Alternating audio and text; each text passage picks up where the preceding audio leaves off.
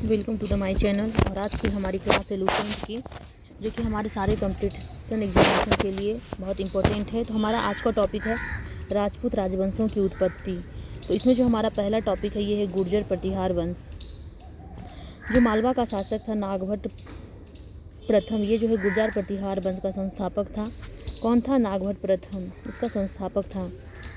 नागभट्ट द्वितीय को जो राष्ट्रकूट सम्राट गोविंद तृतीय ने हराया था।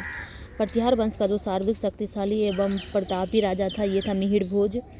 और मिहिर भोज ने अपनी राजधानी जो है कन्नौज में बनाई थी। वह जो है विष्णु भक्त था। उसने जो है विष्णु के सम्मान में आदि वाहरा की उपाधि धारण की थी। किसने? मिहिर भोज ने आदि वाहरा की उपाधि धारण की थी। क्यों? क्योंकि यह जो है विष्णु का भक्त था मिहिर भोज। राजशेखर जो है ये एक प्रतिहार शासक थे जो कि महेंद्र पाल के दरबार में रहा करते थे। और जो गुर्जर प्रतिहार वंश है इसका जो अंतिम राजा था ये था यशपाल 1036 ईस्वी। अंतिम राजा यशपाल। दिल्ली नगर की स्थापना जो है तोमर नरेश अनंगपाल ने 11वीं सदी के मध्य में की थी। ये एक तोमर नरेश थे, तोमर के जो है राजा थे। नेक्स्ट है गहरवाल राठौर राजवंश। गहरवाल वंश का संस्थापक था चंद्रदेव। इसकी राजधानी थी वाराणसी काशी। इस वंश का जो सर्वाधिक शक्तिशाली राजा था यह था गोविंद चंद्र।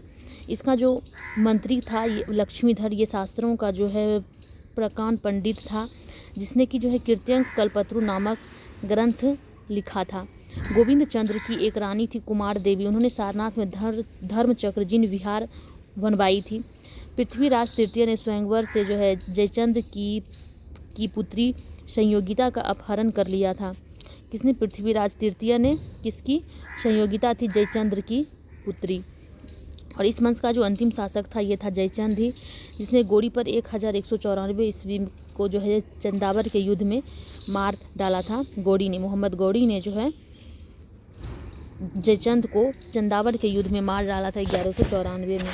नेक्स्ट है हमारा चहमान या चौहान वंश। इस वंश का संस्थापक था वासुदेव। और इस वंश की जो प्रारंभिक राजधानी थी यही क्षेत्र, जो कि बाद में अजयराज द्वितीय ने अजमेर नगर की स्थापना की और उसे अपनी राजधानी बनाया। इस वंश का जो सबसे शक्तिशाली शासक था अर्नुराज के पुत्र विग्रहराज चतुर्थ विशल देव 1153 से 1163 ईस्वी में, जिसने हरिकेली नामक संस्कृत नाटक की रचना की थी। सोमदेव जो है यह विग्रहराज फोड़ का राजकवि था। इन्होंने ललित विग्रहराज नामक एक नाटक लिखा था। 2.5 दिन के झोपड़ी नामक मस्जिद। 2.5 दिन का झोपड़ा क्या है? ये एक मस्जिद है। ये क्वेश्चन एक बार आया था IB में, इंटेलिजेंस ब्यूरो के एग्ज़ाम में। नामक ये एक मस्जिद है। इसमें जो है शुरू में विग्रहराज फोड़ ने निर्मित एक विद्यालय था। ये जो पहले था 2.5 दिन का झोपड़ा, ये जो है विग्रहराज के द्वारा बनाई गई एक विद्यालय था, विग्रहराज फोड़ के द्वारा। लेकिन ये बाद में जो है मस्जिद में कन्वर्ट हो गया।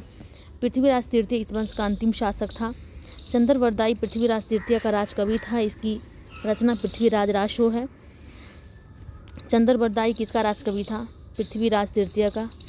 रणथंभौर के जो है जैन मंदिर का शिखर पृथ्वीराज तृतीय ने बनवाया था। तराइन का प्रथम युद्ध हुआ था 1191 में, जिसमें कि पृथ्वीराज तृतीय की विजय एवं गौरी की हार हुई थी। जो तराइन का प्रथम युद्ध हुआ था इसमें जीत हुई थी पृथ्वीराज तृतीय की, हार हुई थी गौरी की। लेकिन जब तराइन का द्वितीय युद्ध हुआ 1192 में, तो फिर इसका परिणाम हो गया उल्टा। गौरी की हो गई विजय और पृथ्वीराज तृतीय की हो गई हार। नेक्स्ट है हमारा पारमार वंश। इस वंश का संस्थापक था उपेंद्र राज। इसकी राजधानी थी धारा नगरी। प्राचीन राजधानी उज्जैन थी, ये बाद में हुई धारा नगरी। और जो यहाँ का जो सर्वाधिक शक्तिशाली शासक था ये था राजा भोज। राजा भोज ने जो है भोपाल के दक्षिण में भोजपुर नामक एक झील का निर्माण करवाया था। और नैषधि चरित्र के लेखक श्री हर्ष एवं प्रबंध चिंतामणि के लेखक थे मेरुतंग। राजा भोज ने चिकित्सा, गणित एवं व्याकरण पर अनेक ग्रंथ को लिखे थे। और भोजकृत यक्ति कल्पत्रों में वास्तुशास्त्र के साथ साथ विविध वैज्ञानिक यंत्रों एवं उनके उपयोग का उल्लेख है। नवसंहार्थ में जो है चरित्र के रचिता पद्मगुप्त, दशरूप के रचिता धनंजय, धनी खलायुध जैसे अमित गति जैसे विद्वान वाक्यपति मुंज के दरबार में रहते थे। कविराज की उपाधि से एक विभूषित शासक था राजा भोज। भोज ने अपनी राजधानी में जो है सरस्वती मंदिर का निर्माण करवाया था। इस मंदिर के जो है परिसर में संस्कृत विद्यालय भी खोला गया था। राजा भोज के शासनकाल में जो है धारा नगरी विद्या एवं विद्वानों का एक प्रमुख केंद्र थी। भोज ने जो है चित्तौड़ में त्रिभुवन नारायण मंदिर का निर्माण कराया था।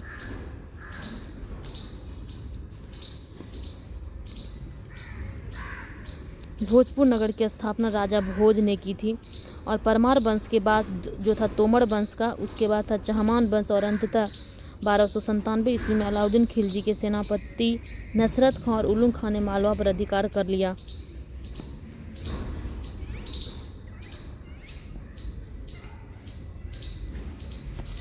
नेक्स्ट है हमारा चंदेल वंश। प्रतिहार साम्राज्य के पतन के बाद जो है बुंदेलखंड की भूमि पर चंदेल वंश का स्वतंत्र राजनीतिक इतिहास प्रारंभ हुआ और बुंदेलखंड का प्राचीन नाम था जेजाक भुक्ति और इस वंश का संस्थापक था नन्नुक 831 ईस्वी में। इस वंश की राजधानी थी खुजराहो। प्रारंभ में इसकी राजधानी थी कालिंजर महोबा और राजा धंग ने अपनी राजधानी कालिंजर से खुजराहो में स्थानांतरित की थी। किस राजा ने? राजा धंग ने। चंदेल वंश का जो प्रथम स्वतंत्र एवं सबसे प्रतापी राजा था ये था यशोवर्मन। यशोवर्मन ने जो है कन्नौज पर आक्रमण कर प्रतिहार राजा देवपाल को हराया था। उसने एक विष्णु की जो है प्रतिमा को स्थापित किया था, जिसने कि जो उसे खुजराहो के विष्णु मंदिर में स्थापित किया था। धंग ने जो है जिनेनाथ विश्वनाथ एवं बैद्यनाथ नाथ मंदिर का निर्माण कराया और कंदड़िया महादेव मंदिर का निर्माण धंग देव द्वारा 999 ईस्वी में किया गया था।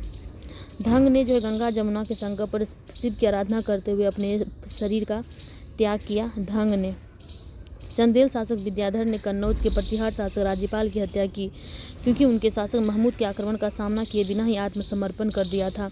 विद्याधर ही एक ऐसा अकेला भारतीय नरेश था जिसने कि महमूद गजनबी की महत्वाकांक्षाओं का सफलतापूर्वक प्रतिरोध किया था।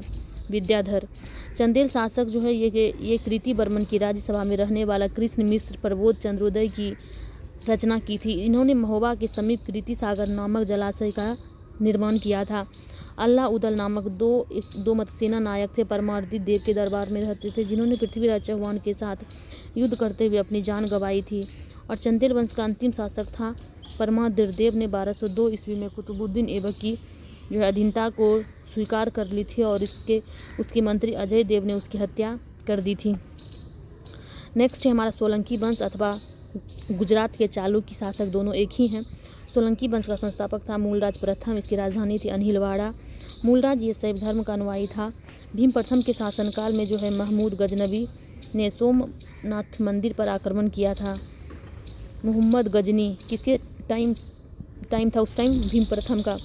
भीम प्रथम के सामंत थे। बिमल ने आबू पर्वत पर दिलवाड़ा का प्रसिद्ध एक जैन मंदिर का निर्माण कराया था। सामंत थे विमल, भीम प्रथम के सामंत थे। सोलंकी वंश का जो एक शक्तिशाली शासक था ये था जयसिंह सिद्धराज। प्रसिद्ध जैन विद्वान जो है ये हेमचंद जयसिंह सिद्धराज के दरबार में था। माउंट आबू पर्वत राजस्थान पर एक मंडप बनाकर जयसिंह सिद्धराज ने अपने जो है 7 पूर्वजों की गजारोही मूर्तियों की स्थापना की थी। मोरेड़ा का जो सूर्य मंदिर था इसका निर्माण हुआ था सोलंकी राजाओं के ही शासनकाल में। सिद्धपुर में जो है रुद्र महाकाल के मंदिर का निर्माण जयसिंह सिद्धराज ने किया था। सोलंकी शासक थे कुमारपाल जो कि जैन मतानुयायी था। वह जैन धर्म के अंतिम राजकीय प्रवर्तक के रूप में प्रसिद्ध है।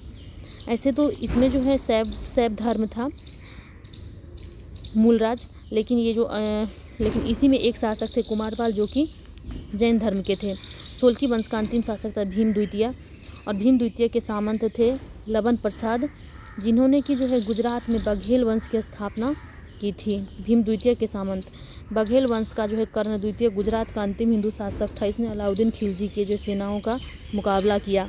नेक्स्ट है हमारा कलचुरी या फिर चेदी राजवंश। कलचुरी वंश का संस्थापक था कोक्कल। इसकी राजधानी थी त्रिपुरी। कलचुरी वंश का एक शक्तिशाली शासक था गांगीदेव। इन्होंने विक्रमादित्य की उपाधि धारण की थी। पूर्व मध्यकाल में स्वर्ण सिक्कों के विलुप्त हो जाने के पश्चात इन्होंने सर्वप्रथम इसे आरंभ करवाया था। कलचुरी वंश का जो सबसे महान शासक था ये था कर्णदेव, जिसने कि जो कलिंग पर विजय प्राप्त की और जो है त्रिलिंगाधिपति की उपाधि धारण की। किसने? कर्णदेव ने। प्रसिद्ध कवि राजशेखर ये जो है कलचुरी के दरबार में रहा करते थे। नेक्स्ट है हमारा सिसोदिया वंश। सिसोदिया वंश के जो है संस्थापक अपने को सूर्यवंशी कहते थे। सिसोदिया वंश के जो शासक ये मेवाड़ पर शासन करते थे और मेवाड़ की राजधानी थी चित्तौड़। अपने विजयों के उपलक्ष्य में जो है विजय स्तंभ का निर्माण राणा कुंभा ने जो है चित्तौड़ में करवाया था। एक हुआ था खतौली का युद्ध 1518 में, जिसमें कि राणा सांगा एवं इब्राहिम लोदी के बीच युद्ध हुआ था। खतौली का युद्ध 1518 ईस्वी में राणा सांगा एवं इब्राहिम लोदी के बीच हुआ था खतौली का युद्ध। अब कल से हम लोगों का स्टार्ट होगा मेडाइवल इंडिया। तो ये रहा आज पूरा एंशिएंट इंडिया ख़त्म हो गया। Thank you.